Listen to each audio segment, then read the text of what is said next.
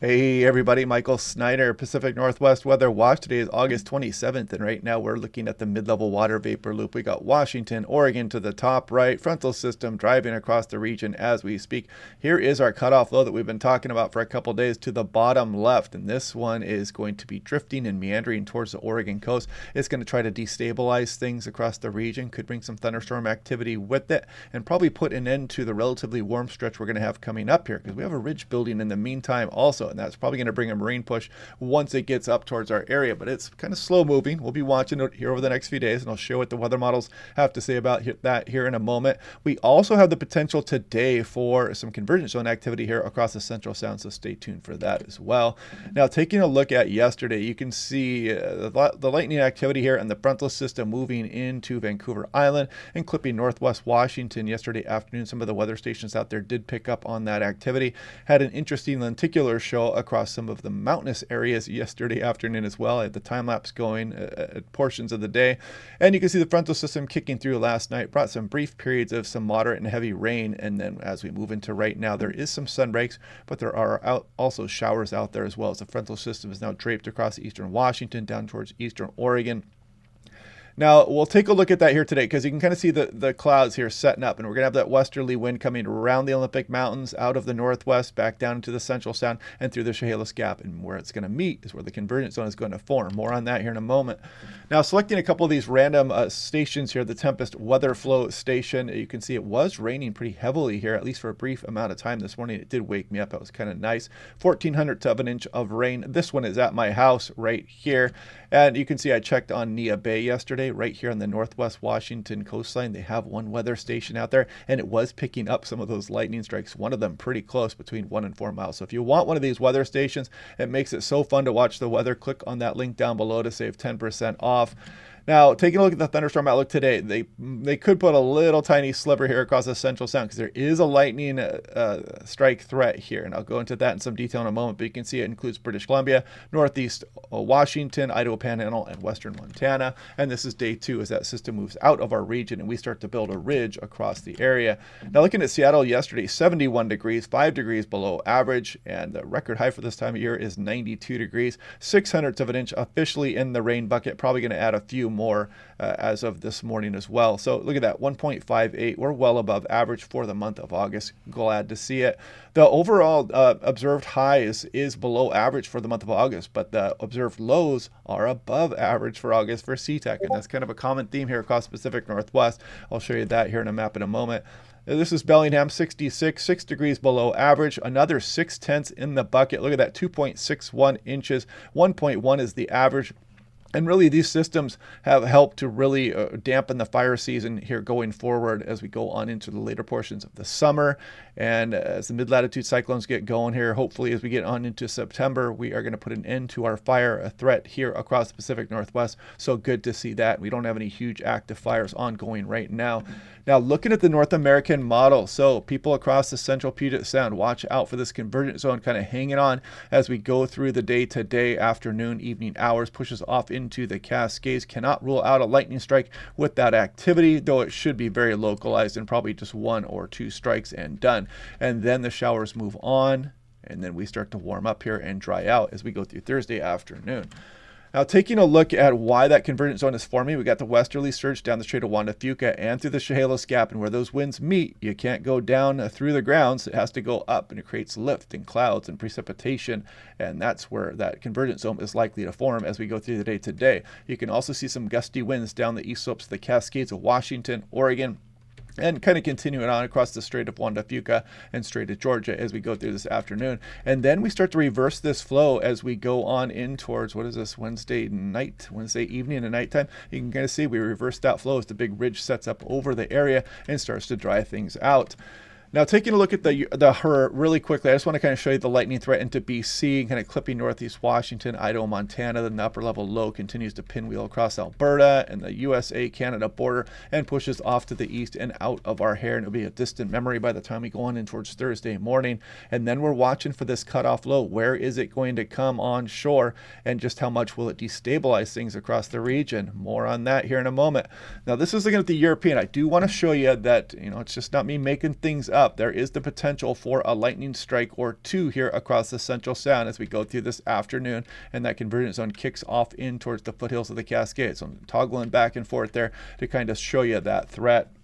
Now, taking a look at the wider view of things, we have Hawaiian Islands at the bottom left. You've got Washington, California here. There is our system. Let's scroll ahead to where we are right about now. And then you can see I've got the GFS here on the right. There's the upper level low system here across Washington. So as we put this into motion, you see this cutoff low, not in a hurry to go anywhere, but then it starts to meander off to the north and east. And it looks like it's going to set up shop somewhere here near the Oregon, Northern California coastline. And of course, on the east flank of that, you're going to get the defluence aloft, and you're going to get some of this wraparound moisture and a little bit of a negatively tilted trough, and perhaps destabilizing things across the region and maybe bring some thunderstorm activity with it. So we're going to be watching that very closely here over the next few days. As you can see, the European wants this into southern Oregon. The GFS keeps it a bit further south. So still some model disagreement on where this is going to set up. As soon as we can kind of tease out those details, then we can give a better forecast on who is likely to see what.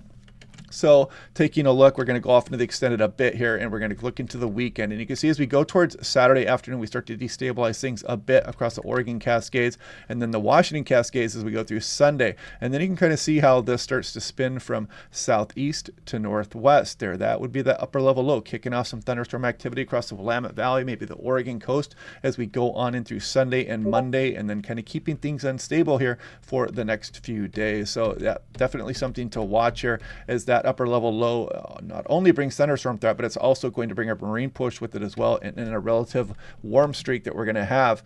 So taking a look at the European artificial intelligence, I'm going to show you this one here because there goes our system. Then you can see the ridge building over the area here, and we're going to warm up as we go through the end of the month here into early September. Look at this nice robust ridge all the way up into British Columbia, but then this upper level low wants to kind of put an end to that and come into the Pacific Northwest here. Ridge hangs around after that though, but we get some deeper troughing out over the Gulf of Alaska. However, we're looking too far out to get into any great detail on this activity, but it is that time of year where we can start to bring some of these mid-latitude cyclones back into the Pacific Northwest, although you can see it as a cat and mouse game of where this trough is going to line up and where the ridging across some of the lower 48 is going to set up also. So, you know, we're looking way too far out. These are purely fantasy forecasts at this point. So looking at the national blend of models, this is for today, calling for some upper 60s for Seattle. You can see the Willamette Valley, maybe some mid and upper 70s, warming up east of the mountains as well. Tomorrow, Wednesday, August 28th is here. You can see Seattle and southwest BC, maybe some low 70s, approaching 80 degrees for the Willamette Valley. Then we start to ramp up the heat again across the area, and you can see the Willamette Valley. I mean, you're talking about 90s for Portland, or low 90s anyway, and then even warmer than what is going on east of the Cascades, and that's because that offshore flow and kind of some compressional heating going on there and warming things up. And Seattle could easily get hotter than 76 for Thursday. Here we go through Friday. You can see some mid-90s showing up. There's Saturday, and wrapping up August on a warm streak here. And look at even southwest BC up into the Fraser River Valley, 85 degrees. Pretty warm here across the region. And then Sunday, Monday, and then the upper level low comes, and you can kind of see the marine push start as we go on in through Monday there, and maybe cool us down a bit to more seasonable temperatures. So if you take a look at the region, the average min temperature there is above average across much of the area, as you can see, and you'd think, wow, August has been quite a ways above average. But if you look at the max temperatures, there's a flip side to that coin there, as a lot of the region has been below average. So we've gone below average for Seattle, for example, and a lot of western Washington and the Cascades. And then you take a look at the mean here that goes through August 26th, and you know, you can kind of see the mixed bag, as we have definitely cooled back down from the above average conditions we were having across a lot of the region. But we are going to bounce back those temperatures a little bit here, so probably somewhere around average, maybe a little above for the entire region. Now looking at Seattle, here we go for Tuesday, Wednesday, Thursday, Friday, Saturday, and Sunday, probably peaking here, and then that upper level low somewhere in our vicinity, cooling us off a bit, and maybe even a bounce back after that. We'll see how that goes. 6 to 10 day, this goes through September 5th. The above average signal clearly seen on the west coast of the USA. And here's the 6 to 10 day precipitation above average, probably due to that cutoff low as well. They've been showing that for a few days also. Here's the 8 to 14 day, continues with some ridging here across western portions of the USA. This goes through September 9th, and the 8 to 14 day, take that with a grain of salt.